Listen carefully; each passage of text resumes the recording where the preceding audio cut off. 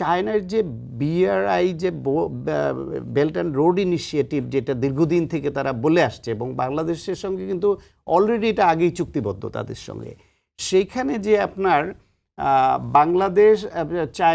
Bangladesh China India Myanmar connectivity যেটা আপনার বিসিআইএম প্রকল্প যেটা ছিল সেটা ইন্ডিয়ার অনীহার কারণে সেটা ইন্ডিয়া বেরিয়ে গেল, তারপরে সেটা বাংলাদেশের সঙ্গে ছিল, কিন্তু ভারতের নানান কৌশলের কারণে সেটা হয়ে ওঠেনি।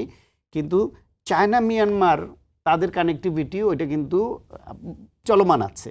সেই ক্ষেত্রে এইটা এমন একটা বিষয়, যদি চায়নার সঙ্গে আমরা উন্নয়ন অংশীদারিত্বে এগিয়ে যেতে চাই, আমাদের এখানে বিনিয়োগ বাড়াতে চাই তাদের, তাহলে যোগাযোগ দরকার। সেই যোগাযোগের ক্ষেত্রে এটা একটা যুগান্তকারী পদক্ষেপ হতে পারে, কারণ বেইজিং থেকে বা চায়নার এক অংশ থেকে আর এক অংশের যেই দূরত্ব, তার থেকে অনেক কম দূরত্ব কুনমিংয়ের সঙ্গে, ইউনিয়ন প্রদেশের কুনমিংয়ের সঙ্গে বাংলাদেশের 2 ঘন্টায়।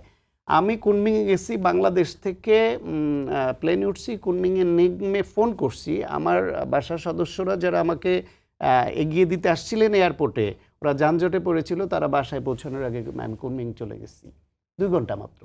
তাহলে সেইখানে যদি মিয়ানমারের এইখান দিয়ে যদি একটা রোড কানেক্টিভিটি হয় এবং সেইখানে রাখাইনে যে অস্থিরতা চলছে, চায়নার ধারণা বা তাদের যে গবেষণা স্ট্র্যাটেজি যেটা, যে ওইখানে কর্মসংস্থান তৈরি হইলে রাখাইনের অস্থিরতাও কমবে। রাখাইনের অস্থিরতা করলে কর্মসংস্থান তৈরি হলে তাহলে আপনার এই বাংলাদেশের যে রোহিঙ্গাদের নিয়ে যে সংকট, এইটারও একটা সমাধানের পথ খুলতে পারে।